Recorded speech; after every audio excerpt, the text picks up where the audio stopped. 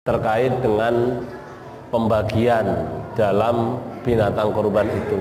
Kata Rasulullah, kulu wa at'imu wa adkhiru, makanlah, simpanlah, hadiahkanlah.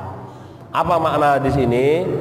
Ini senada dengan apa yang Allah katakan di dalam Al-Quran surah Al-Had ayat yang ke-36 terkait dengan pembagian binatang kurban. Yang kata para ulama apa? Binatang kurban itu 3, porsinya 3. Sepertiga untuk yang kurban dan keluarga, artinya keluarga inti ya, dimakan oleh yang kurban. Mayoritas ulama menghukumi memakan binatang kurbannya itu sunnah.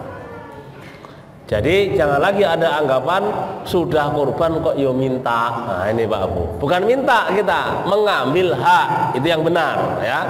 Jadi yang benar, orang yang berkurban itu bukan minta daging kurban, tapi mengambil haknya sebagai pengkurban. Jadi mayoritas ulama Pak Abu itu malah menghukumi sunnah memakan dari binatang kurban kita. Sepertiga yang pertama untuk yang kurban, sepertiga yang kedua untuk disedekahkan kepada fakir miskin, sepertiga yang ketiga dihadiahkan. Apa makna dihadiahkan? Bisa jadi ada orang-orang kaya di sekitar kita yang kadang-kadang kan orang gini lah, kayak wes sugih ngapain dikasih. Nah ini Pak Bu, boleh ya. Jadi orang kaya pun boleh kita kasih binatang kurban. Kenapa? Ini yang Rasulullah katakan dihadiahkan itu masuk orang-orang kaya. Yang kedua non muslim. Nah ini Bu ya, non muslim itu juga boleh kita kasih dalam rangka apa? Ini syiar. Nah, boleh non muslim dengan syarat yang muslim sudah terpenuhi. Jangan sampai non muslim dikasih, yang muslim kelewatan, nggak boleh ya. Jadi utamakan dulu yang muslim semua, tapi non muslim juga boleh diberi kalau ada. Nah ini cara pembagiannya ya, porsinya. Nah lalu bagaimana cara pembagian sepertiga untuk yang korban? Ada 2 cara yang beliau sampaikan tadi. Yang pertama, ada yang mempraktekkan di global. Di global Pak ya, 3 sapi misalkan itu semua sama, diambil sepertiganya dibagi rata. Yang ini kemarin hari Jumat ada yang nanya ke saya, itu dipraktekkan di Universitas Muhammadiyah Metro. Seorang dosen nanya ke saya, Tat, gimana yang kami praktekkan di UM? Ya, gimana Tat? Saya bilang, jadi misalkan beli 5 sapi itu dipukul rata, harganya sama, iurannya sama, nanti dibagi rata sama. Yang perlu kita pahami secara konsep hukum asal itu yang afdal masing-masing. Nah, kita berbicara hukum asal ya. Yang afdal 1 sapi ya dihitung sendiri.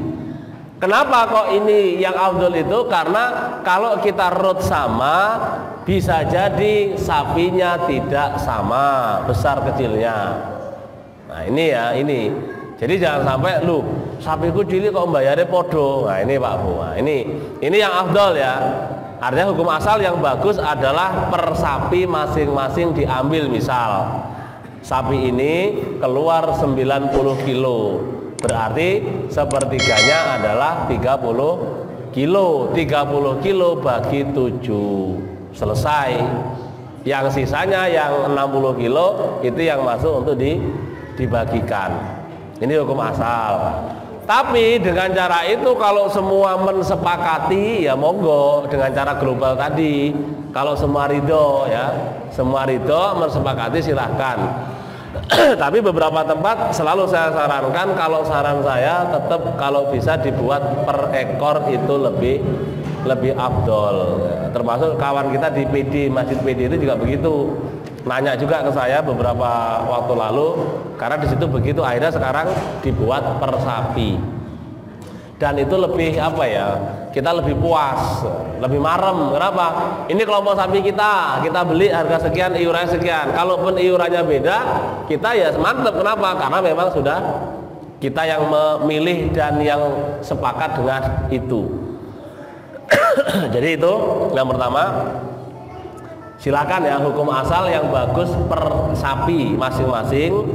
Jadi kalau harganya sapinya nggak sama ya jangan dibuat sama gitu kan, iurannya jangan sama. Jadi misalkan satu 20 juta, satu 21 juta, ya silakan yang kelompok 21 membayarnya 3 juta, yang kelompok 20 ya dikurangi. Dan pastikan Pak Bu, pastikan ada sisa dari iuran. Kenapa? Untuk keperluan konsumsi dan lain-lain. Ya, jadi konsumsi dan lain-lain itu tetap tanggung jawab yang korban, tanggung jawab yang korban. Jadi misalkan gini, iuran 3 juta kita lebihkan per orang 50.000, berarti satu ekor sapi itu kelebihannya 350.000, itu untuk biaya penyembelihan, konsumsi dan sebagainya. Jadi jangan dipres. Kalau harga 21 iuran 3 juta, terus nanti untuk yang lain-lain dari mana duitnya? Ya. Jadi yang paling afdal tetap dari yang korban. Nah, itu yang kami terapkan ya pokoknya di masjid yang saya bina, yang saya ngisi kajian rutin, saya selalu sampaikan itu. Alhamdulillah jalan di 12B, hampir semua masjid itu mempraktekkan itu. Jadi ada kelebihan, kita lebihkan 50.000 cukup, 350.000 per sapi, berarti kali 50 kali 7.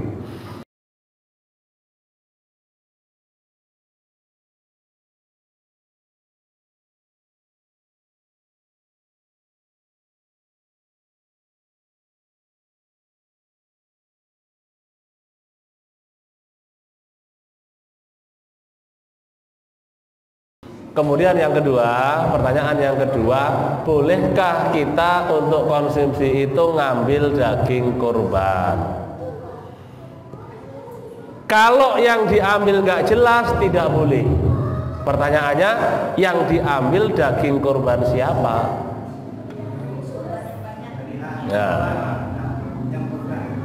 Ya. Daging kurbannya itu harus jelas. Kalau yang diambil itu daging kurban yang korban, boleh. Misal di sini ada 5 sapi ya Pak ya, misalkan ya 5 sapi disepakati kita masak daging 10 kilo misalnya. Berarti masing-masing yang korban itu nanti dikurangi 2 kilo baru dibagi 1/3. Paham Pak ya? Jelas ini. Jadi dipikul bareng. Kalau mau diambilkan jatah yang korban, misal 5 sapi yang kita masak 10 kilo untuk makan hari itu, berarti satu sapi kena 2 kilo. Nanti 1/3-nya misal tadi 90 kilo, 30 kilo bagian yang korban, berarti yang dibagi 28. Itu baru boleh. Tapi kalau asal kemudian ngambil daging 10 kilo nggak jelas yang punya siapa, dimakan, itu hukumnya haram, tidak boleh. Jangan berpikir, lo kan bakalnya ya dibagi. Iya, dibagi itu kan jelas yang dibagi punya siapa. Nah ini Pak Bu ya, nah, ini keterangan para ulama ya, para ulama begitu. Jadi harus jelas. Nah yang dulu kan nggak jelas, kita banyak nggak jelas, asal ngambil, alah mau dimakan bareng-bareng ya ora apa-apa. Nah itu kan. Nah harus jelas. Jadi saya kasih tadi contohnya gampang. Kalau sapinya 5 misalkan, yang dimasak 10 kilo, bagian yang korban nanti kurangi 2 kilo 2 kilo baru dibagi, selesai. Ya itu terkait dengan daging yang diambil untuk dimasak hari itu. Jadi boleh kalau jelas yang diambil daging pengkurban. Kalau asal ngambil itu tidak boleh. Nah, ini apa ya? Yang haram kalau ngambilnya tidak jelas. Kan yang korban sudah sepakat. Nah, yang korban sepakat. Haram itu kalau yang korban nggak ikhlas, nggak boleh. Pokoknya nggak mau saya kayak gitu, tentu diambil, itu baru haram. Tapi kalau udah disepakati kan semua rata-rata panitia itu yang korban rata-rata, kan masjid itu banyak korban. Nah, kalau yang korban sudah sepakat itu hukumnya halal.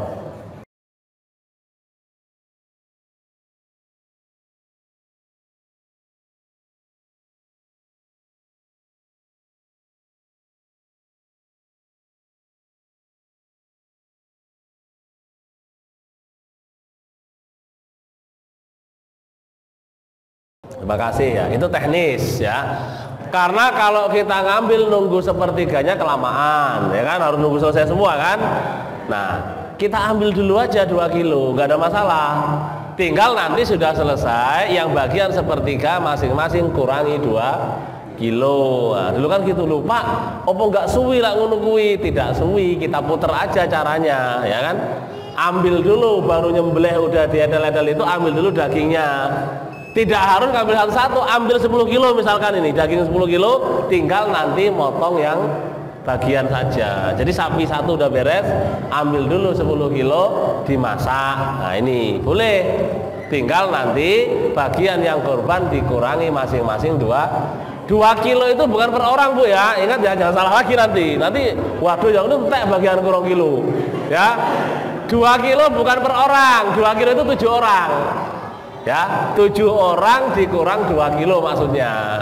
Jadi misalkan tadi 30 kilo sepertiga dari 90, 30 kurang 2 kilo tinggal 28 bagi 7, itu maksudnya. Jangan salah lagi nanti, wah yontek bagianku lagi dikurang kilo. Nah, bukan ya, bukan bagian per orang yang diambil, bagian global 7 orang. Itu Pak ya? Jelas Bu ya? Ya alhamdulillah, ini saya kira mudah-mudahan bermanfaat, menambah wawasan kita semua dalam berkorban.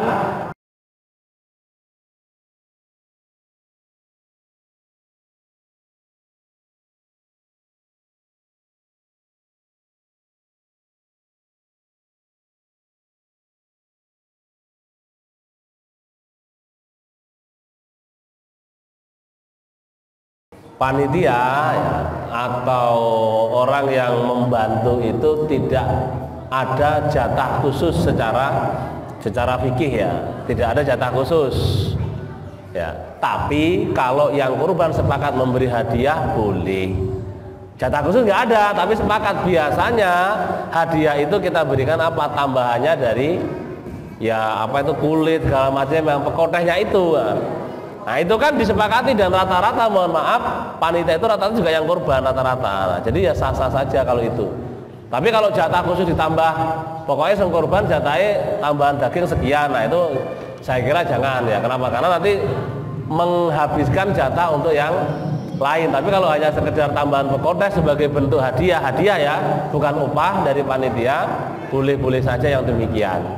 Nah ini boleh-boleh saja, termasuk apa namanya, ketika kita menyembelih pakai jasa jagal ya, pakai jasa jagal itu nggak boleh kita upah dengan binatang kurban kita. Misalkan nih dia jagal, wes aku diupahi ndas wae rasa dibayar, misalkan, nggak boleh. Nah, kalaupun kita mau ngasih dia kepala atau apa, itu bentuknya hadiah bukan upah. Upah tetap kita bayar ya, kita kecuali dia memang nggak mau dibayar betul ya. Jadi kita ngasih itu bukan sebagai upah tapi sebagai hadiah. Dan saran saya Pak Bu, kalau kita pakai jasa jagal, mohon maaf, kalau ada yang berprofesi sebagai tukang jagal, bukan mengecilkan tukang jagal, tetap yang nyembelih kita. Jasa jagal hanya untuk merobohkan, kemudian apa, nguliti yang pertama itu kan biasanya. Tapi yang menyembelih kita. Kenapa? Agar tercapai sunnah-sunnah dalam menyembelih. Yang pertama ikut yang kurban, yang kedua doa-doanya itu kan kita pelajari betul, sehingga apa, lebih afdal kita yang menyembelih. Bukan nggak boleh pakai jasa jagal, tapi jasanya hanya merobohkan dan menguliti pertama itu. Nah, ini yang kami sampaikan. Alhamdulillah di masjid-masjid yang menggunakan jasa jagal, yang saya masuk ke sana saya sampaikan itu dipakai, saran saya. Jadi mereka hanya menggunakan jasanya untuk itu. Kalau nyembelih tetap yang kurban, atau bukan yang korban tapi yang dipercaya di masjid itu untuk menyembelih.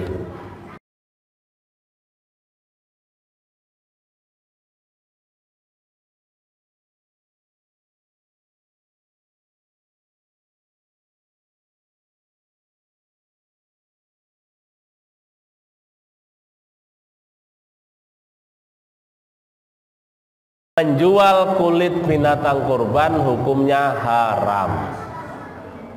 Apalagi dijual digunakan oleh panitia, nggak boleh. Nah, mohon maaf, ini dulu sering terjadi gitu dulu karena belum paham mungkin ya. dijual, habis itu dibelikan snack, dibelikan rokok bareng-bareng. Haram hukumnya menjual kulit binatang kurban. Siapa ulama yang membolehkan? Imam Abu Hanifah, mazhab Abu Hanifah, mazhab Hanafi membolehkan, tapi boleh, tapi ada syarat-syaratnya. Uang dari penjualan itu disedekahkan kepada fakir miskin. Hanya beliau yang longgar boleh, tapi kebolehannya untuk disedekahkan, bukan untuk panitia. Tapi kalau begini beda konsep. Binatang korban kulitnya itu diserahkan kepada saya. Misalkan saya dikasih nih, Pak Mutakim, nih tak kasih kulit sampean, saya jual boleh, ya terserah saya, hak saya itu. Tapi kalau masih dalam konteks binatang korban itu ada di situ, kemudian dijual oleh panitia, ini yang tidak boleh. Sama dengan daging korban, Pak Bu, ada yang nanya, Tat, tonggoku ini ternyata tiap korban sana pindah sana, minta sana, dapatnya banyak, dagingnya dijual. Nah, boleh nggak yang seperti itu? Secara hukum boleh, tapi nemen banget ini Pak Bu. Ya, boleh, hak dia jual, tapi kok ya nemen amat gitu loh, orang ngasih dia biar dimakan. Tapi juga secara hukum boleh. Misalkan dia memang nggak punya beras, pengen punya beras, tukar dengan daging, silahkan, ya. Jadi ketika sudah berubah status kepemilikannya, itu terserah yang punya, termasuk kulit tadi. Tapi sekali lagi, kalau yang menjual panitia itu hukumnya haram, dilarang oleh Rasulullah Shallallahu Alaihi Wasallam.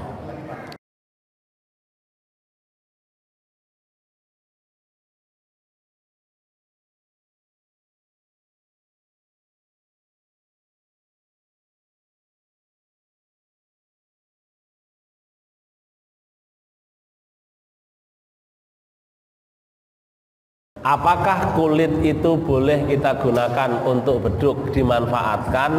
Boleh. Yang jelas akadnya sudah diserahkan. Misalkan tadi dari yang berkorban, silakan ini kulit saya serahkan kepada pengurus masjid, terserah pengurus masjid mau diapakan, termasuk misalkan dibuat beduk, ya, boleh, silahkan.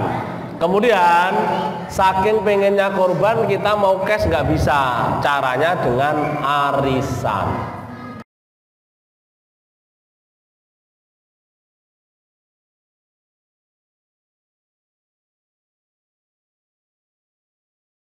Bolehkah dengan cara arisan?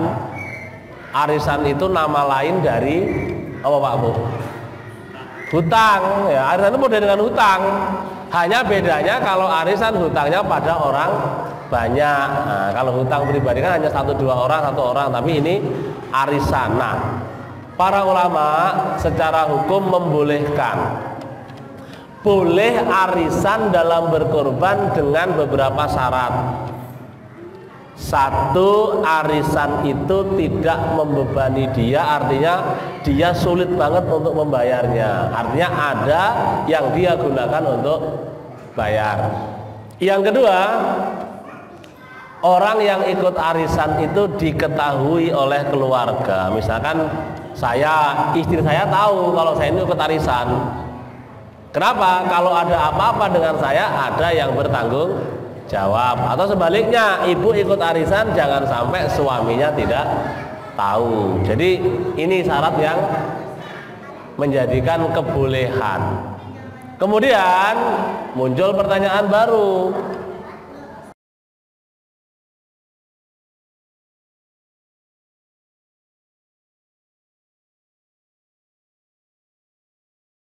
Apakah mendahulukan membayar hutang atau kurban? Nah ini Pak Bu, ini sering muncul pertanyaan ini.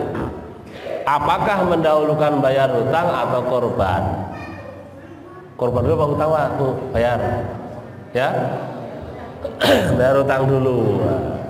Tergantung hutangnya seperti apa. Kata para ulama, kalau hutang itu memang harus dibayar hari itu, artinya uang itu harus keluar saat itu, maka hutang didahulukan. Tapi kalau hutangnya yang belum harus dibayar hari itu, uang itu dahulukan untuk kurban. Ketika ada gambaran nanti ada uang yang lain untuk bayar, misal Kita punya cicilan, tapi cicilannya kan masih bulan depan misalkan. Nah, ini ada uang untuk kurban dulu. Makanya seperti ini boleh kita kurban dulu, menunda hutang. Yang nggak boleh itu Pak Bu, orangnya nagih ke rumah. Kita ngomongnya nggak punya duit, ternyata kurban, jengkeli wis jenenge Bu. Ya kan? Ngomong nanti duit tapi kurban. Nah, ini kurbannya tidak lebih baik dari dia membayar hutang. Harusnya dia membayar hutang, nggak usah korban. Kenapa? Karena harus bayar hari itu, orangnya nggak memberikan keringanan, kecuali kita terang-terangan jenengan bulan ngarep ya aku tak korban di sisi pengen korban. Nah, ya wis nggak apa-apa Mas lah ngono. Nggak apa-apa, kita korban terlebih dahulu.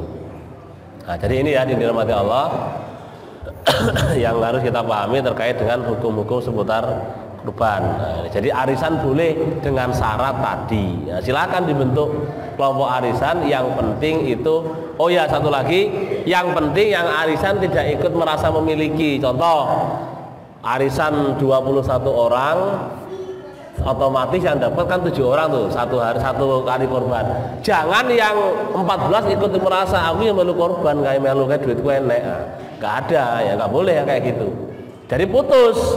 Ketika sudah 7 orang itu yang dapat, yang 14 ini nggak ada hak urusan dengan korban itu. Karena ada yang begitu, loh aku yang melu korban kok ya bagiannya kudune podo. Nah ini Pak Bu.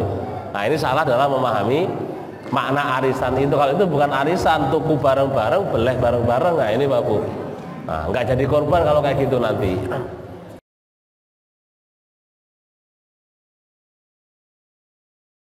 Berapa ketentuan dalam berkorban? Rasulullah mengatakan 7 orang sapi, onta itu untuk 7 orang. 7 orang itu maksimal ya Bu ya, bukan harus. 7 orang itu maksimal Pak, bukan harus. Jadi misalkan gini, ada orang cuma 5, nggak cukup 7 orang, dia gotong 1 sapi, boleh, malah lebih afdol. Kenapa? Karena yang kita keluarkan dananya lebih besar. Jadi bukan harus, karena ada yang menyampaikan kalau nggak 7 nggak boleh, sapi itu harus 7. Nah ini salah dalam memahami hadis. Jadi yang benar 7 itu maksimal, kurang dari 7 itu boleh malah bagus. Kemudian yang kedua, kambing itu untuk 1 orang. Ada yang mengatakan 1 keluarga 1 kambing, sah, boleh, itu dampaknya maksudnya ya. Jadi dampak dari korban kita 1 kambing itu sudah cukup efeknya untuk seluruh keluarga. Bukan berarti kalau 2 nggak boleh. Ada kemarin yang orang ngeyel ngomongin tetangganya, nggak oleh Mas sampean korban loro sih, jiwanya cukup. Nah, ini salah dalam memahami.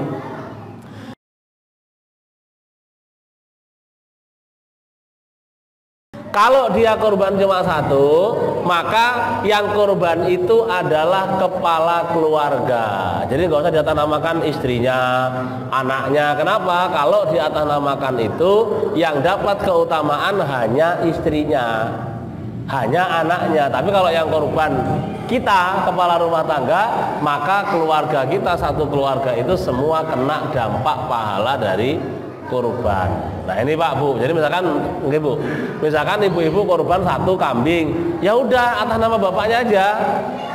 Ya, maka Rasulullah itu ngomong ketika berkorban, hadza min Muhammad wa ahli Muhammad wa ummati Muhammad. Ini dari Muhammad, untuk dari keluarga Muhammad dan dari umat Nabi Muhammad yang belum berkorban. Artinya itu lebih pada dampak efek pahalanya. Nah, maka yang benar kalau kita korban 1 kambing ya namakan kita Pak, kepala keluarga. Ini korbannya siapa? Korbannya